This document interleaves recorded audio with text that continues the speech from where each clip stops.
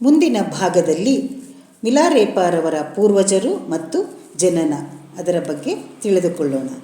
ನನ್ನ ವಂಶ ಮತ್ತು ವರ್ಗಕ್ಕೆ ಸಂಬಂಧಿಸಿದಂತೆ ಈ ದೇಶದ ಉತ್ತರ ಭಾಗದಲ್ಲಿರುವ ಒಂದು ಊರಿನಲ್ಲಿ ಪಶುಗಳನ್ನು ಮತ್ತು ಕುರಿಗಳನ್ನು ಕಾಯುವ ಒಂದು ದೊಡ್ಡ ವಲಸೆ ಹೋಗುವ ಗುಂಪು ಇದೆ. ಅವರುಗಳಲ್ಲಿ ಒಬ್ಬರು ಬೌದ್ಧ ಮತಕ್ಕೆ ಆಕರ್ಷಿಸಲ್ಪಟ್ಟು ಸಾಧನೆ ಮಾಡಿ ನಿಂಗಮಾಪ ಶಾಖೆಗೆ ಸೇರಿದ ಲಾಮಾ ಆದರು. ಲಾಮಾ ಎಂದರೆ ಗುರುಗಳು ಎಂದು ಅರ್ಥ. ಆತನ ತಂದೆಯವರೂ ಸಹ ಅದೇ ಶಾಖೆಗೆ ಸೇರಿದವರಾಗಿದ್ದಾರೆ. ಆ ತಂದೆಯವರು ನಮ್ಮ ಜೋಸೇಲ ವರ್ಗದವರಾಗಿದ್ದರು. ಆತನು ಯೌವನದಲ್ಲಿ ಕೆಲವರು ಯಾತ್ರಿಕರ ಜೊತೆಗೂಡಿ ಉರ್ದು ಪ್ರಾಂತ್ಯಕ್ಕೆ ಯಾತ್ರೆಗಾಗಿ ಬಂದನು. ಅಲ್ಲಿ ಆತನು ಕುಲದೇವತೆಗಳನ್ನು ಉಪಾಸಿಸಿ ಕೆಲವು ಮಾನವಾತೀತ ಶಕ್ತಿಗಳನ್ನು ಮಾಯಾವಿದ್ಯೆಗಳನ್ನು ಸಾಧಿಸಿಕೊಂಡನು. ಅವನು ಸಾಂಗ್ ಪ್ರಾಂತ್ಯದಲ್ಲಿನ ಚುಂಗ್ವಾಚಿ ಪಟ್ಟಣಕ್ಕೆ ಬರುವ ಹೊತ್ತಿಗೆ ಕಾಯಿಲೆಗಳನ್ನು ನಿವಾರಿಸುವ, ಭೂತ ಪ್ರೇತಗಳನ್ನು ಓಡಿಸುವ ಆತನ ಅತೀತ ಶಕ್ತಿಗಳ ವಿಚಾರ ಎಲ್ಲ ದಿಕ್ಕುಗಳಲ್ಲಿಯೂ ಪ್ರಚಾರವಾಗಿ ಆತನು ಎಲ್ಲರಿಗೂ ಎಷ್ಟೋ ಅವಶ್ಯಕವಾದ ವ್ಯಕ್ತಿಯಾಗಿ ತಯಾರಾಗಿದ್ದನು. ಆ ಒಂದು ಪಟ್ಟಣದಲ್ಲಿ ಆತನು ಅನೇಕ ವರ್ಷಗಳ ಕಾಲ ನಿವಸಿಸಿದನು. ಆತನು ಕಯ್ಯುಂಗ್ ಪೋ ಜೋಸೆ ಎಂದು ಎಲ್ಲರಿಗೂ ಚಿರಪರಿಚಿತನಾಗಿದ್ದನು. ಯಾರಾದರೂ ಕಾಯಿಲೆಗೆ ಒಳಗಾದರೆ ಅಥವಾ ಭೂತ ಪ್ರೇತಗಳಿಂದ ತೊಂದರೆಗೆ ಒಳಗಾಗಿದ್ದರೆ ಕೂಡಲೇ ಆತನನ್ನು ಕರೆಯಿಸಿಕೊಳ್ಳುತ್ತಿದ್ದರು. ಆದರೆ ಅಲ್ಲಿ ಆತನ ಬಗ್ಗೆ ನಂಬಿಕೆ ಇಲ್ಲದ ಒಂದು ಕುಟುಂಬ ಇತ್ತು. ಒಮ್ಮೆ ಆ ಕುಟುಂಬವನ್ನು ಒಂದು ದೊಡ್ಡ ಭೂತವು ಹಿಡಿದುಕೊಂಡಿತು. ಇದು ಭಯಂಕರವಾಗಿ ಪೀಡಿಸಲು ಆರಂಭಿಸಿತು. ಆದರೆ ಅವರು ಯಾರೂ ಜೋಸೇನನನ್ನು ಭೇಟಿಯಾಗಲು ಒಪ್ಪಲಿಲ್ಲ. ಆ ಕುಟುಂಬ ಮತ್ತು ಇತರ ಕೆಲವರು ಮತಗುರುಗಳನ್ನು, ಮಾಂತ್ರಿಕರನ್ನು ಕರೆಸಿ ಆ ಭೂತವನ್ನು ಓಡಿಸಲು ಪ್ರಯತ್ನಿಸಿದರು. ಆದರೆ ಎಲ್ಲ ಪ್ರಯತ್ನಗಳು ವಿಫಲವಾಗಿ ಭೂತ ಮತ್ತಷ್ಟು ವಿಜೃಂಭಿಸಲು ಪ್ರಾರಂಭಿಸಿತು ಮತ್ತು ಅವರನ್ನು ಪರಿಪರಿಯಾಗಿ ಬಹಳವಾಗಿ ಹಿಂಸಿಸಿತು. ಇದರಿಂದಾಗಿ ಅವರು ಭೂತವನ್ನು ಓಡಿಸುವ ಪ್ರಯತ್ನವಿರಲಿ ಆಲೋಚಿಸುವುದಕ್ಕೂ ಗಡಗಡ ನಡುಗುವಂತಾಗಿತ್ತು.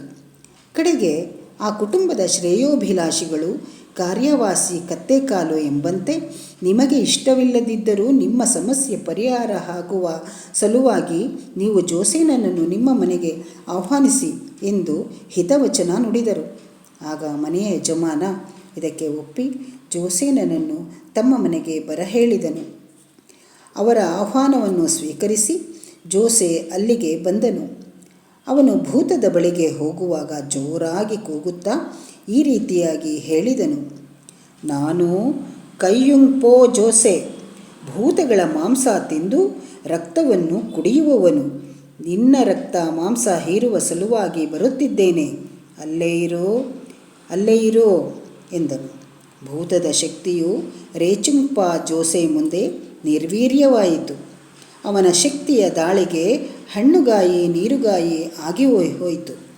ಭೂತವು ಹಿಂಸೆಯನ್ನು ತಾಳಲಾರದೆ ಅಬ್ಬಾ, ಅಮ್ಮ, ಮಿಲಾ, ಮಿಲಾ, ನನ್ನನ್ನು ಬಿಟ್ಟು ಬಿಡು. ಮಿಲಾ ಎಂದರೆ ಮಹಾಪುರುಷ ಎಂದು ಅರ್ಥ. ನೀನು ಇದ್ದ ಕಡೆಗೆ ನಾನು ಬರಬಾರದಿತ್ತು. ನನ್ನ ಪ್ರಾಣವನ್ನು ಹಿಂಡಬೇಡ, ನನ್ನನ್ನು ಕ್ಷಮಿಸು, ನನ್ನನ್ನು ಬಿಟ್ಟು ಬಿಡು ಮಹಾಪ್ರಭು ಎಂದು ಪ್ರಾರ್ಥಿಸಿತು. ಆಗ ಜೋಸೆ ಆ ಭೂತದಿಂದ ಭವಿಷ್ಯದಲ್ಲಿ ಯಾರಿಗೂ ಹಿಡಿದು ಪೀಡಿಸುವುದಿಲ್ಲ ಎಂಬ ಪ್ರಮಾಣ ಮಾಡಿಸಿಕೊಂಡ ನಂತರ ಅದನ್ನು ಹೋಗಲು ಬಿಟ್ಟನು. ಆ ಭೂತವು ಹೋಗುತ್ತಾ ಹೋಗುತ್ತಾ ಅದನ್ನು ಉಪಾಸಿಸುವ ಕುಟುಂಬವೊಂದರ ಬಳಿಗೆ ಹೋಯಿತು. ಅಲ್ಲಿ ಅವರೊಂದಿಗೆ ತನಗೆ ಉಂಟಾದ ಕಷ್ಟವನ್ನು ಹೇಳಿಕೊಂಡಿತು. ಇಲ್ಲಿಯವರೆಗೆ ನಾನು ಎಂದೂ ಇಂತಹ ನೋವನ್ನು ಅನುಭವಿಸಿರಲಿಲ್ಲ. ಕಯ್ಯುಂಗ್ ಪೋ ಜೋಸೆ ಬಂದು ನನ್ನನ್ನು ತುಂಬ ಹಿಂಸಿಸಿ ನೋವು ಕೊಟ್ಟಿದ್ದಾನೆ. ಸತ್ತು ಹೋಗುತ್ತೇನೇನೋ ಎನ್ನುವಂತಾಗಿತ್ತು. ಕೊನೆಗೆ ತುಂಬ ಪ್ರಾರ್ಥಿಸಿದ್ದಕ್ಕೆ ನನ್ನಿಂದ ಪ್ರಮಾಣ ಮಾಡಿಸಿಕೊಂಡು ನನ್ನನ್ನು ಹೋಗಲು ಬಿಟ್ಟಿದ್ದಾನೆ ಎಂದು ಹೇಳಿತು. ಅಲ್ಲಿಂದ ಹೊರಟ ಆ ಭೂತವು ಮುಂದೆಂದೂ ಎಲ್ಲೂ ಯಾರನ್ನೂ ಹಿಡಿದು ಪೀಡಿಸಲಿಲ್ಲ. ಆ ದಿನದಿಂದ ಆತನ ಶಕ್ತಿಯ ಕಾರಣದಿಂದಾಗಿ ಜೋಸೇನನ್ನು ಎಲ್ಲರೂ ಮಿಲಾ ಎಂದು ಕರೆಯಲು ಪ್ರಾರಂಭಿಸಿದರು. ಆ ರೀತಿಯಾಗಿ ಅವನ ನಂತರದ ವಾರಸುದಾರರೆಲ್ಲರಿಗೂ ಮಿಲಾ ಎಂಬ ಹೆಸರೇ ಮನೆತನದ ಹೆಸರಾಗಿ ಸ್ಥಿರವಾಗಿ ನಿಂತಿತು. ಪ್ರತಿ ತಲೆಮಾರಿನಲ್ಲೂ ವಾರಸುದಾರನಾಗಿ ಒಬ್ಬ ಗಂಡು ಮಗುವು ಜನಿಸಿದ್ದನು. ಮುಂದಿನ ದಿನಗಳಲ್ಲಿ ಜೋಸೆ ವಿವಾಹ ಮಾಡಿಕೊಂಡು ಒಂದು ಗಂಡು ಮಗುವನ್ನು ಪಡೆದನು. ಆ ಗಂಡು ಮಗುವಿಗೆ ಭವಿಷ್ಯದಲ್ಲಿ 2 ಪುತ್ರರು ಜನಿಸಿದರು. ಅವರಲ್ಲಿ ದೊಡ್ಡವನ ಹೆಸರು ಮಿಲಾ ದೋತೂನ್ ಸೆನ್ಗೆ. ಮುಂದೆ ಇವನಿಗೆ ಜನಿಸಿದ ಮಕ್ಕಳಲ್ಲಿ ದೊಡ್ಡವನ ಹೆಸರು ಮಿಲಾ ದೋರ್ಜೆ ಸೆನ್ಗೆ. ಈ ಮಿಲಾ ದೋರ್ಜೆ ಸೆನ್ಗೆ ಚೆನ್ನಾಗಿ ಪಳಗಿದ ಜೂಜುಕೋರನಾಗಿದ್ದನು. ಜೂಜಾಟದ ಹುಚ್ಚನ್ನು ಇಡಿಸಿಕೊಂಡವನಾಗಿದ್ದನು. ಈತನು ಜೂಜಾಟ ಆಡುತ್ತಾ ಅಪಾರವಾದ ಹಣವನ್ನು ಗೆದ್ದುಕೊಂಡಿದ್ದನು. ಅದೇ ಪ್ರಾಂತ್ಯದ ಮತ್ತೊಂದು ಊರಿನಲ್ಲಿ ಅವನಿಗಿಂತಲೂ ತುಂಬ ನಿಪುಣರಾದ ಮತ್ತೊಬ್ಬ ಜೂಜುಕೋರ ಇದ್ದನು. ಅವನ ಕಣ್ಣು ದೋರ್ಜೆಯ ಮೇಲೆ ಬಿದ್ದಿತು. ಜೂಜಾಟದಲ್ಲಿ ಅವನನ್ನು ಸೋಲಿಸಿ ಅವನ ಹಣವನ್ನೆಲ್ಲ ಕಸಿದುಕೊಳ್ಳಬೇಕು ಎಂದು ಆಲೋಚಿಸಿದನು. ದೋರ್ಜೆ ಇದ್ದ ಊರಿನಲ್ಲಿ ಅವನಿಗೆ ಅನೇಕ ಜನ ಬಂಧುಗಳಿದ್ದರು. ಅವನು ಬಂಧುಗಳ ಮನೆಗೆಂದು ಬಂದನು. ಅವನು ದೋರ್ಜೆ ಬಳಿಗೆ ಬಂದು ಅವನ ನೈಪುಣ್ಯವನ್ನು ಪರೀಕ್ಷಿಸಿ ತಿಳಿದುಕೊಳ್ಳುವ ಸಲುವಾಗಿ ಜೂಜಾಟಕ್ಕೆ ಆಹ್ವಾನಿಸಿ ಸ್ವಲ್ಪ ಪ್ರಮಾಣದ ಮೌಲ್ಯವನ್ನು ಪಣಕ್ಕೆ ಕಾಯುತ್ತಾ ಆಟಗಳನ್ನು ಮುಂದುವರಿಸುತ್ತಾ ಅವನ ಎಲ್ಲ ಮರ್ಮಗಳನ್ನು ಚೆನ್ನಾಗಿ ಅರಿತುಕೊಂಡನು. ಒಂದು ದಿನ ಆಡಿದ ಆಟದಲ್ಲಿ ಅದೃಷ್ಟವು ಅವನನ್ನು ಒಲಿದಿತ್ತು. ಅನೇಕ ಆಟಗಳಲ್ಲಿ ಅವನು ದೋರ್ಜೆನನ್ನು ಸೋಲಿಸಿ ಅಪಾರ ಹಣವನ್ನು ಗೆದ್ದುಕೊಂಡನು. ಇದರಿಂದ ವಿಚಲಿತನಾದ ದೋರ್ಜೆಯು ಉದ್ರೇಕದಿಂದ ಮರುದಿನ ಮತ್ತೊಮ್ಮೆ ಜೂಜಾಟಕ್ಕೆ ಬರಬೇಕೆಂದು ಆತನನ್ನು ಆಹ್ವಾನಿಸಿದನು. ಅದಕ್ಕೆ ಆತನು ಒಪ್ಪಿಕೊಂಡನು. ಆ ಮರುದಿನ ಜಾಣನಾದ ಆ ಜೂಜುಕೋರ ಪಣಕ್ಕಿಟ್ಟ ಮೌಲ್ಯವನ್ನು ಬೆಳೆಸಿ ದೋರ್ಜೆನನ್ನು ತಪ್ಪುದಾರಿ ಹಿಡಿಸುವ ಸಲುವಾಗಿ ಉದ್ದೇಶಪೂರ್ವಕವಾಗಿಯೇ 3 ಬಾರಿ ಸೋತು ಹೋದನು. ಆಗ ಆತನು ಪುನಃ ತನ್ನ ತೃಪ್ತಿಗಾಗಿ ಪಣದಲ್ಲಿ ಗೆದ್ದ ಎಲ್ಲವನ್ನೂ ಪೂರ್ಣವಾಗಿ ಇಟ್ಟು ಆಡೋಣವೆಂದು ಹೇಳಿದಾಗ ಅದಕ್ಕೆ ದೋರ್ಜೆ ಅಂಗೀಕರಿಸಿದನು. ಆ ಪಣವು ಹೇಗಿತ್ತು ಎಂದರೆ ಅವರಿಬ್ಬರಿಗೆ ಸೇರಿದ ಎಲ್ಲ ಆಸ್ತಿಗಳು, ಭೂಮಿ, ಮನೆಗಳು, ಅದರಲ್ಲಿರುವ ಸಾಮಾನುಗಳು, ಹಣ ಎಲ್ಲವೂ ಎಂದು ನಿರ್ಣಯಿಸಿ ಅದಕ್ಕೆ ಸಂಬಂಧಪಟ್ಟಂತೆ ಮತ್ತೆ ಯಾರಾದರೂ ಬೇಡಿಕೊಂಡು ಅತ್ತು ಕರೆದು ಪುನಃ ಹೊಂದದಂತೆ ಇರುವ ಸಲುವಾಗಿ ಒಂದು ಕಾಗದದ ಮೇಲೆ ಒಂದು ಒಪ್ಪಂದವನ್ನು ಬರೆದುಕೊಂಡು ಸಾಕ್ಷಿಗಳ ಎದುರಿನಲ್ಲಿ ಸಹಿ ಹಾಕಿದರು. ನಂತರ ಅವರಿಬ್ಬರು ಆಟ ಆಡಲು ಪ್ರಾರಂಭಿಸಿದರು. ಎಲ್ಲರೂ ನಿರೀಕ್ಷಿಸಿದಂತೆ ಜೂಜುಕೋರನೇ ವಿಜಯಶಾಲಿಯಾದನು. ಆತನ ಬಂಧುಗಳು ದೋರ್ಜೆಯ ಆಸ್ತಿ ಎಲ್ಲವನ್ನು ಸ್ವಾಧೀನ ಮಾಡಿಕೊಂಡರು.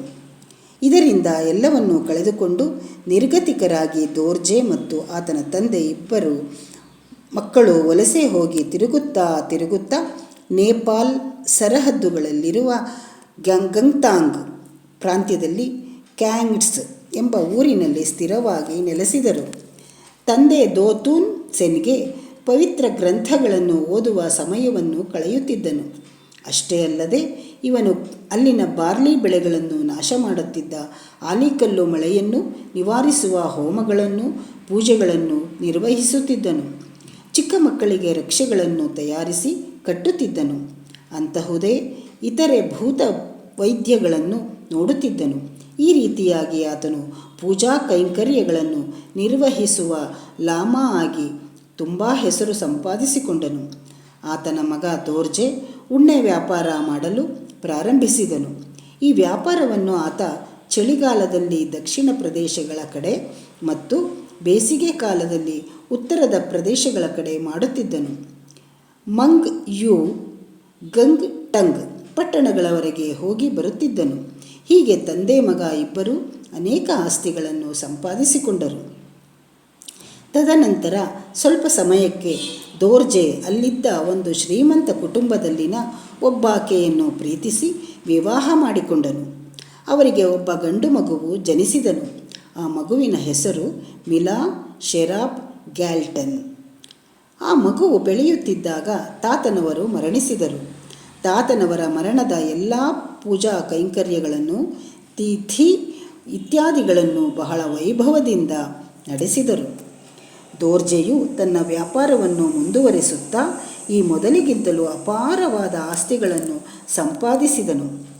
ಕ್ಯಾಂಗ್ಟ್ಸ್ ಪಟ್ಟಣದ ಹತ್ತಿರದಲ್ಲೇ ಓರ್ಮಾ ಎಂಬುವವರಿಂದ ಇದುವರೆಗೂ ತಾನು ವ್ಯಾಪಾರದಲ್ಲಿ ಸಂಪಾದಿಸಿದ್ದ ಎಲ್ಲ ಬಂಗಾರವನ್ನು ವಸ್ತುಗಳನ್ನು ಕೊಟ್ಟು ತ್ರಿಕೋನಾಕಾರದಲ್ಲಿರುವ ಸಾರವಂತವಾದ ಹೊಲವನ್ನು ಕೊಂಡುಕೊಂಡನು. ಆ ಸ್ಥಳಕ್ಕೆ ಅಲ್ಲಿನ ಸಂಪ್ರದಾಯದ ಪ್ರಕಾರ ಅದನ್ನು ಮಾರಿದವರ ಹೆಸರನ್ನು ಓರ್ಮಾ ತ್ರಿಕೋಣ ಎಂದು ನಾಮಕರಣ ಮಾಡಿದರು. ಈ ಸ್ಥಳಕ್ಕೆ ಹತ್ತಿರದಲ್ಲೇ ತನ್ನ ಪಕ್ಕದವರಿಗೆ ಸಂಬಂಧಪಟ್ಟ ಮನೆಯ ಸ್ಥಳ ಇತ್ತು. ಅದನ್ನೂ ಕೂಡ ಕೊಂಡುಕೊಂಡು ಅಲ್ಲಿ ಒಂದು ಮನೆಯನ್ನು ನಿರ್ಮಾಣ ಮಾಡಿದರು. ದೋರ್ಜೆಯ ಮಗನಾದ ಶೆರಾಬ್ಗೆ 20 ವರ್ಷಗಳು ತುಂಬಿದ್ದವು. ಅದೇ ಊರಿನಲ್ಲಿ ಇದ್ದ ನ್ಯಾಂಗ್ ರಾಜವಂಶಕ್ಕೆ ಸೇರಿದ ಉತ್ತಮ ಕುಟುಂಬವೊಂದರ ಕನ್ಯೆಯಾದ ಕಾರ್ಮೋಕೆನ್ ಎಂಬಾಕೆಯೊಂದಿಗೆ ಈತನ ವಿವಾಹವನ್ನು ನೆರವೇರಿಸಿದರು. ಆಕೆ ತುಂಬ ಸುಂದರವಾದ, ಚುರುಕಾದ, ಬುದ್ಧಿವಂತಳಾದ ಹೆಣ್ಣಾಗಿದ್ದಳು. ಸ್ನೇಹಿತರನ್ನು ಮತ್ತು ಶತ್ರುಗಳನ್ನು ಪ್ರೀತಿಯಿಂದ ಅಥವಾ ದ್ವೇಷದಿಂದ ಹೇಗೆ ನೋಡಬೇಕು ಎಂಬುದು ಆಕೆಗೆ ಬಹಳ ಚೆನ್ನಾಗಿ ಗೊತ್ತಿತ್ತು. ಅಷ್ಟೇ ಅಲ್ಲದೆ ಏನಾದರೂ ಸಾಲಗಳಿದ್ದರೆ ಅದನ್ನು ಹೇಗೆ ಸರಿದೂಗಿಸಬೇಕು ಎಂಬುದು ಕೂಡ ಆಕೆ ಬಹಳ ಸ್ಪಷ್ಟವಾಗಿ ತಿಳಿದಿತ್ತು.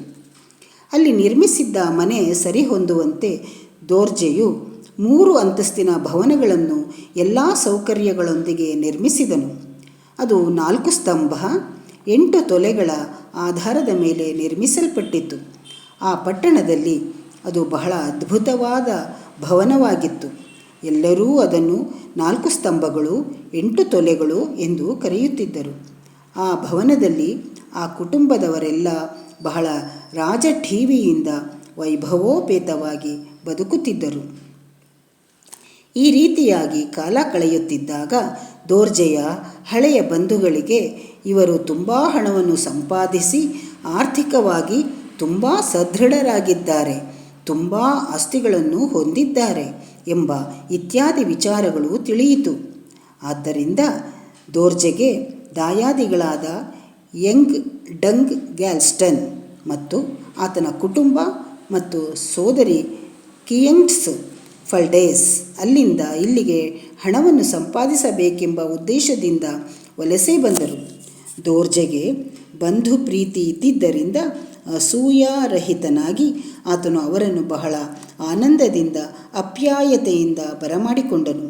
ಅವರೆಲ್ಲರಿಗೂ ವ್ಯಾಪಾರದ ಮರ್ಮಗಳನ್ನು ಕಲಿಸಿ ತನ್ನ ಶಕ್ತಿ ಮೇರೆಗೆ ಸಹಾಯ ಮಾಡಿದನು.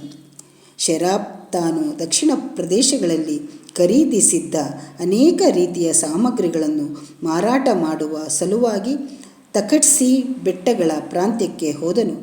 ಆ ಸಮಯದಲ್ಲಿ ಅವನ ಪತ್ನಿ ಕಾರ್ಮೋಕೆನ್ ತುಂಬು ಗರ್ಭವತಿಯಾಗಿದ್ದಳು. ಆದರೆ ವ್ಯಾಪಾರವನ್ನು ಮುಗಿಸಿಕೊಳ್ಳುವುದಕ್ಕೆ ಶೆರಾಬ್ಗೆ ಬಹಳ ಕಾಲ ಹಿಡಿಸಿತು. ಲಾರೇಪಾರವರ ಜನನ.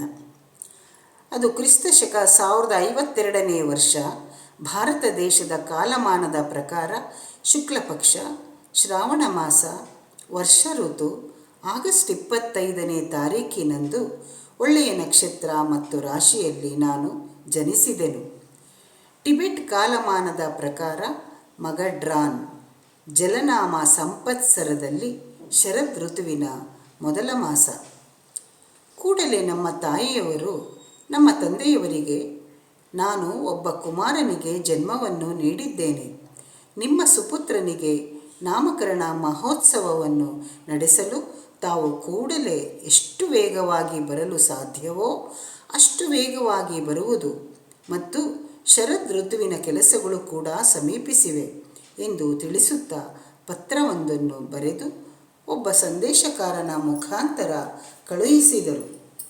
ಆ ಸಂದೇಶಕಾರನು ನಮ್ಮ ತಂದೆಯವರನ್ನು ಭೇಟಿ ಮಾಡಿ ವಿಚಾರವೆಲ್ಲವನ್ನು ತಿಳಿಸಿ ಪತ್ರವನ್ನು ಅವರ ಹಸ್ತಗಳಿಗೆ ನೀಡಿದನು. ವಿಷಯ ತಿಳಿದ ಕೂಡಲೇ ನನ್ನ ತಂದೆಯವರು ಆನಂದಭರಿತರಾಗಿ, ಓ, ತುಂಬ ಚೆನ್ನಾಗಿದೆ, ನನ್ನ ಪುತ್ರರತ್ನ ವಂಶಾಂಕುರ, ನನ್ನ ವಾರಸುದಾರ ಜನಿಸಿದ್ದಾನೆ. ಈ ವಾರ್ತೆಯಿಂದ ನನಗಾಗುತ್ತಿರುವ ಆನಂದವನ್ನು ಹೇಳತೀರದು. ನನ್ನ ಕುಮಾರನಿಗೆ ಹೆಸರು ಈಗಲೇ ಕರಾರು ಆಗಿ ಹೋಗಿದೆ. ಆತನನ್ನು ತೋ-ಪ-ಗ ಅಂದರೆ ಕೇಳಿಸಿಕೊಂಡ ಕೂಡಲೇ ಆನಂದವನ್ನು ಉಂಟು ಮಾಡುವವನು ಎಂದು ಅರ್ಥ ಎಂದು ಕರೆಯೋಣ. ನನ್ನ ವ್ಯಾಪಾರ ಇಲ್ಲಿ ಪೂರ್ತಿಯಾಗಿದೆ. ಆದ್ದರಿಂದ ಕೂಡಲೇ ಮನೆಗೆ ಹೊರಡೋಣ ಎನ್ನುತ್ತಾ ಮನೆ ಕಡೆ ಪ್ರಯಾಣವನ್ನು ಬೆಳೆಸಿದರು. ಆ ರೀತಿಯಾಗಿ ನನಗೆ ತೋಪಗ ಎಂದು ಹೆಸರನ್ನು ಇಡಲ್ಪಟ್ಟಿತು. ನನ್ನ ನಾಮಕರಣ ಮಹೋತ್ಸವವನ್ನು ಅಟ್ಟಹಾಸದಿಂದ ನಡೆಸಲಾಯಿತು. ನನ್ನನ್ನು ಎಲ್ಲರೂ ಅತಿ ಮುದ್ದಿನಿಂದ ಬೆಳೆಸಿದರು. ನನ್ನ ಕಂಠ ಬಹಳ ಸುಶ್ರಾವ್ಯವಾಗಿ ಇದ್ದುದರಿಂದ ನನ್ನ ಧ್ವನಿಯನ್ನು ಕೇಳುವವರಿಗೆ ತುಂಬ ಉಲ್ಲಾಸ ಉಂಟಾಗುತ್ತಿತ್ತು. ಆದ್ದರಿಂದಲೇ ನಾನು ಹಾಡುವ ಹಾಡುಗಳನ್ನು ಕೇಳಿಸಿಕೊಳ್ಳುವವರೆಲ್ಲರೂ ಸಾರ್ಥಕ ನಾಮಧೇಯನಾಗಿದ್ದಾನೆ ಎಂದು ಮೆಚ್ಚಿಕೊಳ್ಳುತ್ತಿದ್ದರು. ನನಗೆ 4 ವರ್ಷ ವಯಸ್ಸು ಇದ್ದಾಗ ಒಬ್ಬ ತಂಗಿ ಜನಿಸಿದಳು. ಆಕೆಗೆ ಗೋನ್ಮಾಕೈತ್ ಎಂದು ನಾಮಕರಣ ಮಾಡಲಾಯಿತು. ನನ್ನ ತಂಗಿಯನ್ನು ನಾವೆಲ್ಲರೂ ಪೇಟಾ ಎಂಬ ಮುದ್ದಿನಿಂದ ಹೆಸರಿನಿಂದ ಕರೆಯುತ್ತಿದ್ದೆವು. ಆ ರೀತಿಯಾಗಿ ಆಕೆ ಪೇಟಾ ಗೋನ್ಮಾಕೈತ್ ಆದಳು. ನನಗೆ ಈಗಲೂ ನೆನಪಿದೆ, ನಾವಿಬ್ಬರು ಅಣ್ಣ ತಂಗಿ ನೀಲಿ ಮಣಿಗಳಿಂದ ಬಂಗಾರದಲ್ಲಿ ತಯಾರಿಸಿದ ಬಳ್ಳಿಯ ಬಿಲ್ಲೆಗಳನ್ನು ತಲೆಯಲ್ಲಿ ಧರಿಸಿ ವಿವಿಧ ರೀತಿಯಲ್ಲಿ ಚೆನ್ನಾಗಿ ಅಲಂಕರಿಸಿಕೊಂಡು ಓಡಾಡುತ್ತಿದ್ದೆವು. ಅಲ್ಲಿಯ ರಾಜವಂಶಗಳವರೊಂದಿಗೆ ವಿವಾಹ ಸಂಬಂಧಗಳಿಗಾಗಿ ನಮಗೆ ತುಂಬ ಹೆಸರು, ಪ್ರತಿಷ್ಠೆ ಮತ್ತು ಪ್ರಭಾವ ಇತ್ತು.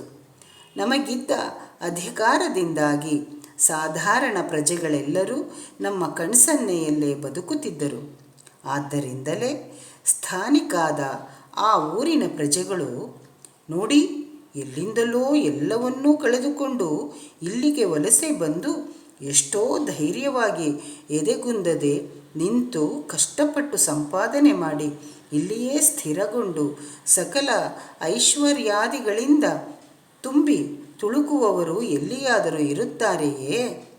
ಅವರ ಭವನವನ್ನು ನೋಡಿ, ಅದರ ಹೊರಗೆ ಬೆಳಗುತ್ತಿರುವ ಬೆಳಕನ್ನು ನೋಡಿ, ಒಳಗಡೆ ಇರುವ ಬೆಲೆ ಬಾಳುವ ಅಲಂಕಾರ ಸಾಮಗ್ರಿಗಳನ್ನು ನೋಡಿ, ಆ ಭವನದಲ್ಲಿ ವಾಸ ಮಾಡುವ ಸ್ತ್ರೀ ಪುರುಷರು ಧರಿಸುವ ಬೆಲೆ ಬಾಳುವ ಉಡುಪುಗಳು, ಆಭರಣಗಳನ್ನು ನೋಡಿ, ಪ್ರತಿ ವಿಷಯದಲ್ಲೂ ಅವರು ಎಷ್ಟೋ ಗೌರವಾರ್ಹವಾಗಿ ಇದ್ದಾರೆ ಎಂದು ಮಾತನಾಡಿಕೊಳ್ಳುತ್ತಿದ್ದರು.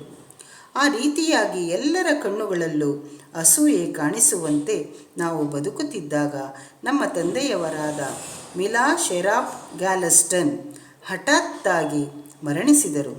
ಅವರ ಅಂತ್ಯಕ್ರಿಯೆಗಳನ್ನು, ತಿಥಿಯನ್ನು, ಎಲ್ಲ ಶಾಸ್ತ್ರವಿಧಿಗಳನ್ನು ತುಂಬ ವಿಜೃಂಭಣೆಯಿಂದ ನಡೆಸಲ್ಪಟ್ಟವು.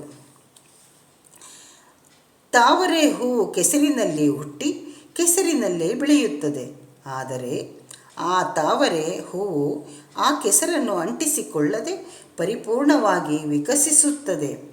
ಅದೇ ರೀತಿಯಾಗಿ ಒಬ್ಬ ಯೋಗಿ ಕೂಡ ಭೌತಿಕ ಪ್ರಪಂಚದಲ್ಲಿ ಇದ್ದರೂ ಅದನ್ನು ಅಂಟಿಸಿಕೊಳ್ಳದೆ ತಾವರೆ ಹೂವಿನ ರೀತಿಯಲ್ಲಿ ಪರಿಪೂರ್ಣವಾಗಿ ಆಧ್ಯಾತ್ಮಿಕ ಜೀವನದಲ್ಲಿ ಜೀವಿಸುತ್ತಾನೆ.